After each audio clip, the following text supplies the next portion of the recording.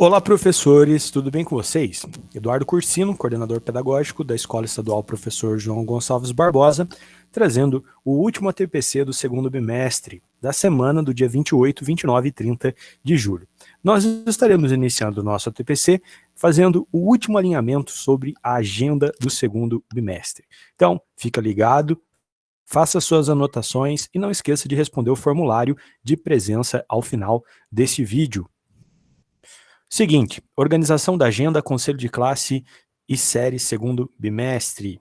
Veja bem, dos últimos ATPCs da semana, nós temos apresentado com frequência a organização do nosso calendário do segundo bimestre. E a partir de hoje, nós vamos falar, no dia de hoje, falaremos então sobre o conselho de classe, a organização. Então a pauta principal do ATPC de hoje, ela é um ATPC organizacional, falando sobre a pauta do ATPC do conselho de classe do segundo bimestre. O conselho de classe do segundo bimestre, ele é composto da seguinte forma. O segundo bimestre ele teve início no dia 6 de junho de 2020 e terá o seu término no dia 31 de julho. Sendo, então, 4 semanas de aula, homework, no mês de junho, com um feriado, do dia 24 de junho, que é o dia do padroeiro de Caçapava, São João Batista, e 5 semanas de aula homework no mês de julho. Nós estamos na última semana de recuperação intensiva e contato com os nossos alunos, a correção, a avaliação, intensificação desse processo de busca ativa dos nossos alunos que não estão realizando as atividades. A avaliação da aprendizagem processo 27ª edição está sendo aplicada desde a segunda-feira passada, quando os alunos iniciaram a sua retirada na escola, e no dia seguinte, a publicação do formulário para o envio dos gabaritos. Nós também falamos sobre a primeira semana de estudos de atividades avaliativas interna, que teria início no dia 27 ao dia 24, que deu lugar, então, à avaliação da aprendizagem de processo, e nós iniciaremos, a partir de terça-feira, dia 28, a aplicação da avaliação da aprendizagem interna, a primeira AI. Essa primeira AI, ela vai sofrer algumas alterações, e nós trabalharemos, então, com a busca ativa desses alunos, com essas avaliações, que 80% dos nossos professores estão participando. A semana de recuperação e fechamento de notas iniciou na segunda-feira, dia 27 de julho, e tem seu término no dia 31 de julho. Lembrando, então, que nós estamos dentro da semana de recuperação e fechamento de notas. E o conselho de classe e série, ele acontece no dia 4 de agosto. Seguindo a nossa pauta, nós vamos, então, falar agora sobre a organização, o fechamento das notas e as faltas. Vejam bem, nesse período do segundo bimestre, nós não tivemos nenhum contato físico com os alunos, então todas as aulas foram em homework, então as notas serão referentes às atividades realizadas em homework. E a falta será considerada também o total do período de homework, né? Tem até uma taleta ali de exemplo. Então, as ausências compensadas, os alunos que realizaram atividade de homework compensam 100% do período. Então, está ali também exemplificado alguns casos que eu vou falar no final. Alunos que não realizaram atividade do homework compensam a ausência somente no retorno das aulas. Nesse momento, permanecem com o total de faltas. Vejam bem, como existe a previsão de retorno das aulas, em algum momento, quando nossa região permanecer durante 3 semanas na fase da busca, os que não estão realizando as atividades, esses alunos sejam contemplados com o retorno dos 35% dentro da nossa escola. Ou seja, aqueles alunos que não realizaram nenhuma atividade no primeiro bimestre, não realizaram nenhuma atividade no segundo bimestre, esses alunos serão os prioritários que comporão os 35% dos alunos que retornam de acordo com a previsão de volta das aulas. No mais, essas aulas, então, essas atividades que já estão disponíveis no site da escola e no Google Classroom, serão utilizadas como atividade de recuperação para esses alunos. Nós estaremos utilizando o laboratório de informática da escola como principal ferramenta de transformação desse processo de aprendizagem dos nossos alunos. Ou seja, aquele aluno que não tinha conectividade na escola, em sua casa, passará a ter conectividade na escola, ali atendendo seus 35% dos alunos nesse retorno, possibilitando assim que aqueles que não realizaram nenhuma atividade tenham a sua chance de recuperação. Nesse sentido, para o fechamento das notas do segundo bimestre, eu trago 2 exemplos. Então, eu pego na taleta os alunos de número 2, número 4 e número 5, que não realizaram as atividades homework. Suas notas serão conceito 0 e suas ausências serão referentes ao total de aulas do período de homework. Vejam bem, o 0 ou deixar em branco é a mesma coisa, tá? Então, se você colocar 0 ou deixar em branco, é a mesma coisa, não vai alterar em nada o resultado desse aluno. Com relação aos alunos número 3 e número 6, nesse caso hipotético, eles realizaram a atividade de homework e suas notas serão compostas pela atividade do homework. Suas ausências serão compensadas na totalidade de 100% do período do homework. Veja bem, as aulas planejadas do período de homework foram do dia 1º/6 a 30/6 e de 1/7 a 31/7. O período de aulas dadas também, 1/6 a 30/6 e 1/7 a 31/7. Volto a falar para vocês. Se um aluno entregou atividade, essa atividade é realizada e considerada como aula dada. Então é muito importante você ter esse cuidado na hora de fazer o seu registro. Veja bem, então, levando em consideração essa matéria hipotética que nós estamos trabalhando, as aulas planejadas foram 24 aulas para o mês de junho e 30 aulas para o mês de julho, somando então 54 aulas planejadas para o mês de julho. Como todas essas aulas foram dadas porque pelo menos um aluno realizou atividade, nesse caso, como exemplo, temos 2 alunos que realizaram, as aulas dadas foram 54. Então, o número 2, o número 1 é transferido, nesse caso, então ele está em branco. Precisamos atentar também, nesses casos de alunos transferidos, alunos provenientes de outras unidades escolares que não estavam na nossa agenda e agora eles aparecem, que não estavam no diário, né? E os alunos remanejados, enfim. Tudo isso já foi alinhado no primeiro bimestre, mas é importante tomarmos essa referência como posicionamento na hora de organizar o nosso fechamento. Então, nós temos o número 2, que ele não realizou nenhuma atividade, por isso ele fica sem nota, e o total de faltas do período, que é 54 aulas. O número 3, ele realizou todas as atividades, mas, no entanto, ele não foi 100%. Portanto, ele ficou com média 8, nota 8, conceito 8, 54 faltas e 54 faltas compensadas, porque ele realizou todas as atividades. O número 4 e o número 5 não realizaram nenhuma atividade e ficaram com 54 faltas e não compensaram nada. O número 6 teve média 9, realizou todas as atividades, então ele teve 54 faltas do período do homework e 54 faltas compensadas. Veja bem, é muito importante tomar cuidado com esse registro, porque a busca ativa, ela só consegue ter efeito quando o professor faz esse registro fidedignos das faltas. Uma vez que o aluno apresenta excesso de falta, nós podemos aplicar a lei do ECA, que garante o direito de recuperação. E nós podemos, então, acionar o conselho tutelar, porque nesse momento nós não sabemos exatamente qual a razão que esse aluno não está realizando atividade. Seja porque ele não tem conectividade, ou seja porque a família não está dando o suporte necessário nesse momento.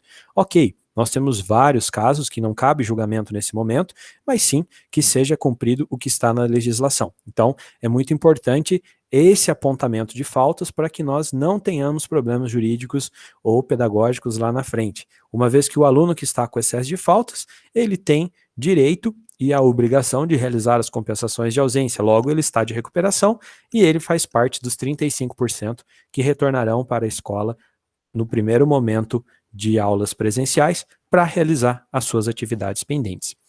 Seguindo, nós temos então a ferramenta que será utilizada no dia 4 de agosto, quando nós faremos então o Conselho do Ensino Médio e as suas respectivas organizações.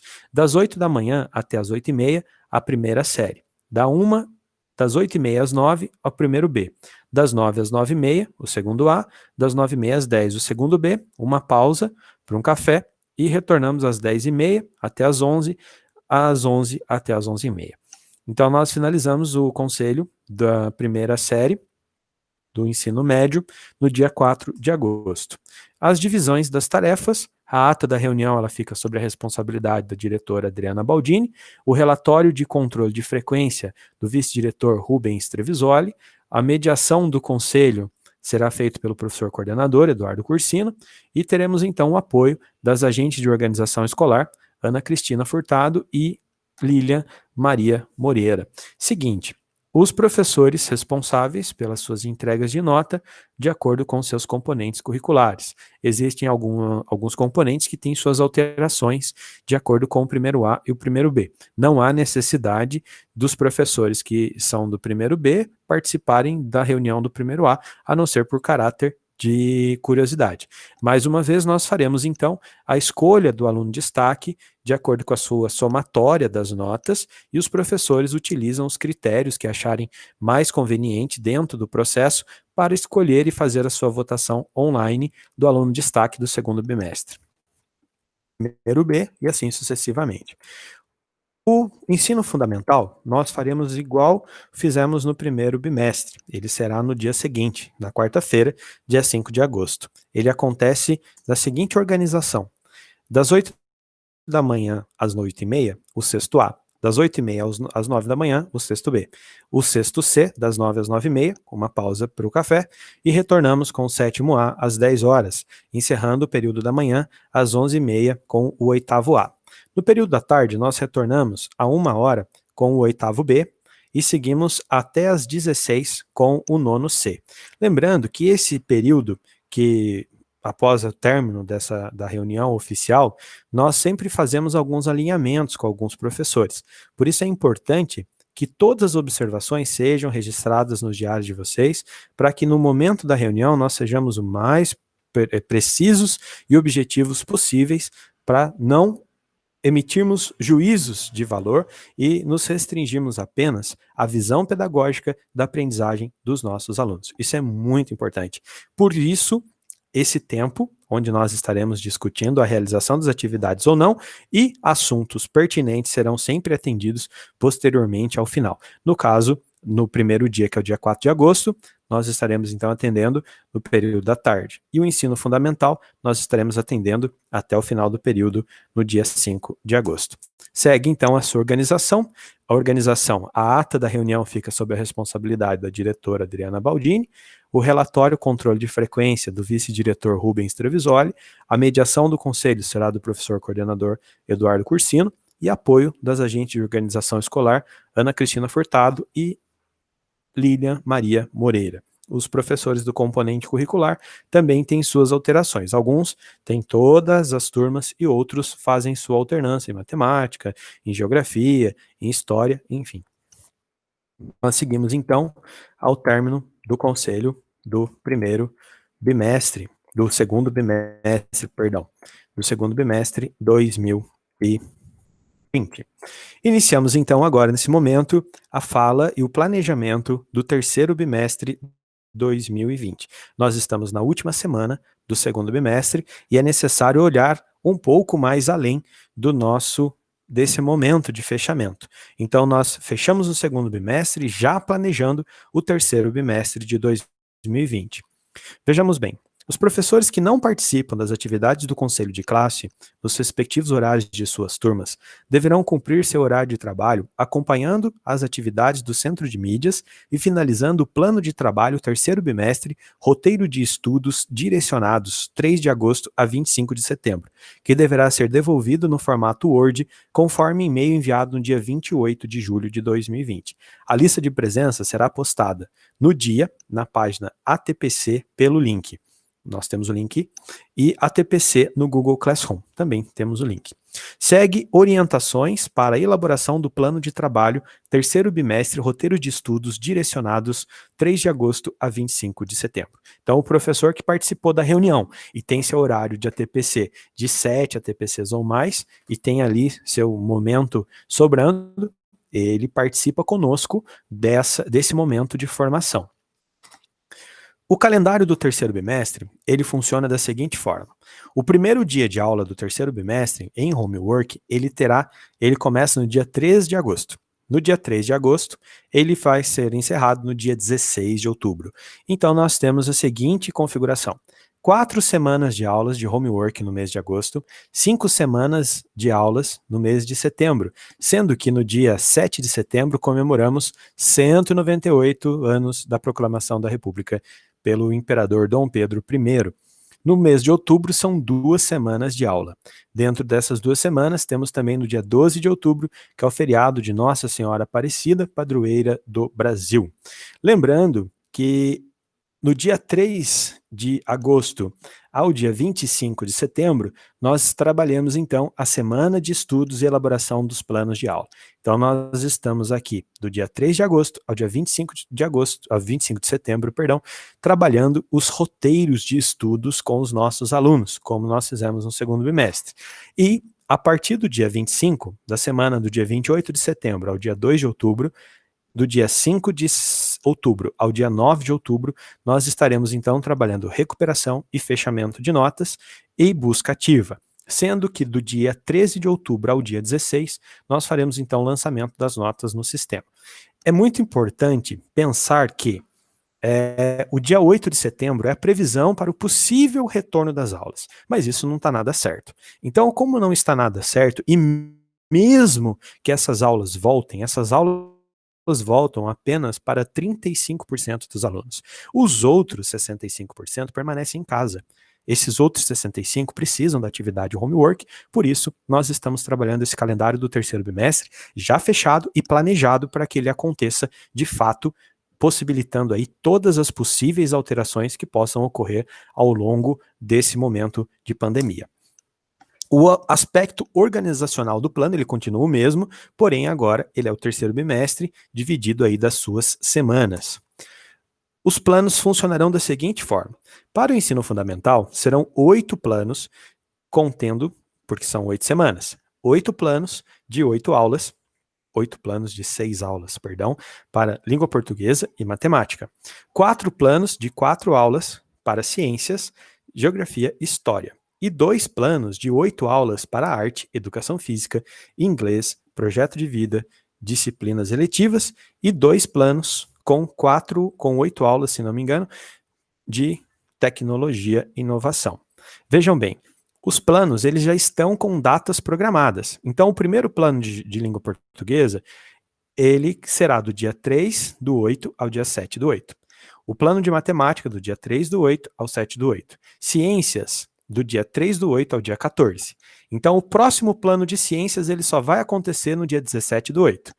Com relação aos planos de arte, por exemplo, o primeiro plano ele será do dia 3 do 8 ao dia 14 do 8. O segundo plano, do dia 31 do 8 ao dia 25 de setembro. Ou seja, essa organização, ela possibilita a qualidade no trabalho sem sobrecarregar o aluno e sem sobrecarregar o professor, possibilitando que ambos trabalhem sincronizados de uma forma simples, prática e com tempo para fazer os possíveis e necessários ajustes e também possíveis atendimentos com os nossos alunos.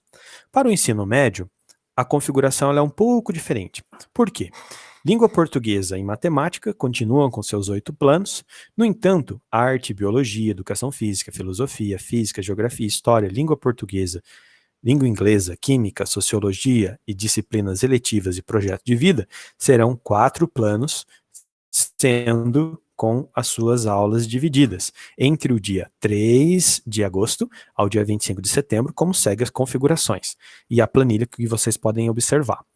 O plano de tecnologia serão 2 planos, de 3 do 8 a 28 do 8, 31 do 8 a 25 do 8. É muito importante refletir que no momento de preparar uma aula, se você propõe um vídeo de 45 minutos ou de 1 hora para o aluno, quanto tempo de aula você está cobrando desse aluno? É esse tempo de aula que não pode ser excedido. Então, no presencial, os nossos alunos estudam cerca de 4, 6 horas por dia. Em casa, ele não consegue estudar mais do que 4 horas. E é muito importante pensar em planos light que não sobrecarreguem e não desmotive o aluno. Quanto maior a leitura e menos didático, o plano ele fica cansativo e desmotivador. Então vejam bem, na hora de pensar nesse plano, se você selecionou 2 vídeos, por exemplo, quantas aulas esses vídeos vão ocupar? Então, se tivermos um vídeo de 45 minutos, o aluno ele precisa de pelo menos mais 30 minutos para refletir sobre aquilo. Então, se você propôs um vídeo, na sequência, no desenvolvimento do plano de aula, peça que o aluno escreva o que ele entendeu e o que ele gostou daquele vídeo. Nesse momento, você já estará utilizando pelo menos 3 aulas. Então, um vídeo, ele pode ser considerado como 3 aulas, porque é o período de assistir o vídeo, o período de analisar e elaborar um relatório daquilo que ele gostou, daquilo que chamou atenção e aquilo que ele não entendeu. Veja bem, se a quantidade de coisas que ele não entendeu for muito maior do que a quantidade de coisas que chamou atenção, esse tempo, esse momento de dúvida, no presencial, tem o professor que imediatamente tira a dúvida desse aluno. Em casa, ele vai gastar pelo menos mais 2 aulas, mais 2 horas, mais 2 tempos de 45 minutos para realizar uma pesquisa para entender aquilo, se for do interesse dele e tiver algum significado. Então é muito importante exercer essa empatia nesse momento. Se você está se sentindo sobrecarregado, o aluno também está.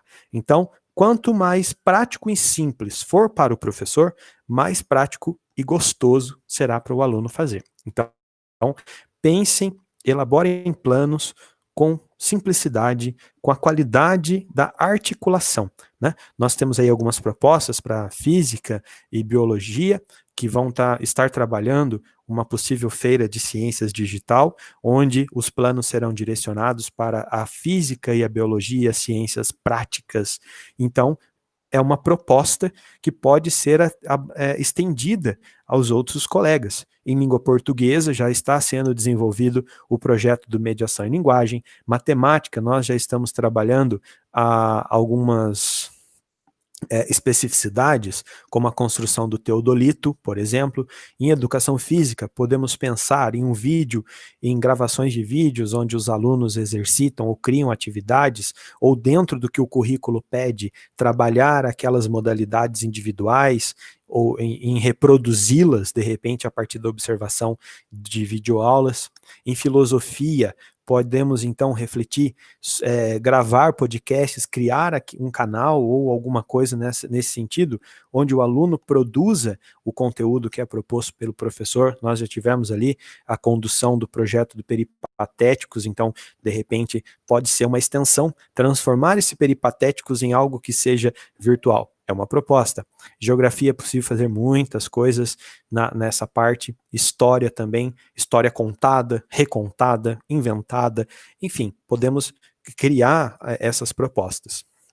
Sociologia, está aí um momento político muito importante que o país está vivendo, político, social, cultural, né? É possível, de repente, criar uma roda de bate-papo, fazer com que esse plano seja mais leve, esse plano seja algo mais próximo da realidade do aluno, onde ele entenda as teorias e os conceitos da sociologia através da vida que ele leva naquele momento.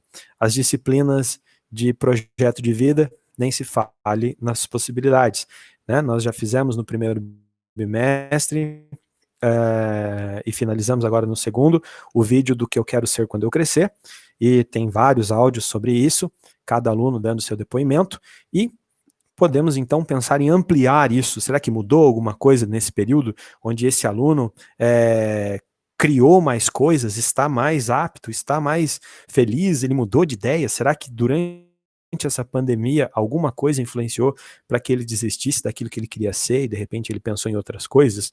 Tá aí uma dúvida, né? As eletivas já se encerrando, também podendo ser a sua continuidade, já refletindo na criação de catálogos, a possibilidade ali de estar trazendo alguns modelos do mundo para dentro da cidade de Caçapava, usar o que nós temos de melhor e cultural da cidade para que esses alunos possam olhar, ter um olhar de empreendedorismo dentro das suas capacidades, né? É um movimento necessário. Eu acho que a partir de 2020, o empreendedorismo juvenil é o que vai salvar a economia do país. E nós precisamos motivar e incentivar.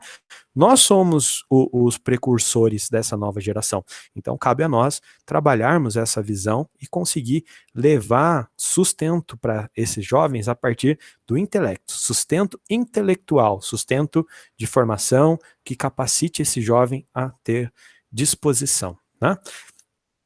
Seguindo, então, tecnologia e inovação talvez seja uma das mais práticas e didáticas, porque é o que nós estamos fazendo. Nós estamos pegando conceitos que nós desenvolvemos dentro da nossa área e trazendo para o mundo digital, conectando as pessoas. E a tecnologia, ela não é só um celular, só um computador, ou só o que nós fazemos, ou só um WhatsApp, Instagram, nada disso. A tecnologia, ela é tudo. Ela é um conceito. Então, esse conceito ele pode ser desenvolvido de várias formas. Ao mesmo que hoje nós consideramos a máquina de costura, por exemplo, como algo arcaico, ela é uma tecnologia daquele tempo. Qual que é a tecnologia do nosso tempo? O que essa tecnologia pode fazer e melhorar a qualidade de vida dos nossos jovens? E quando nós pensamos na qualidade de vida dos nossos jovens, nós pensamos também na nossa qualidade de vida. Se nós promovermos uma qualidade de vida boa, com qualidade para os nossos jovens, obviamente que a nossa vida, por estarmos inseridos nesse movimento, ela consequentemente será e com certeza beneficiada. Então é isso, agradeço a participação de todos, que Deus abençoe vocês. Muito obrigado.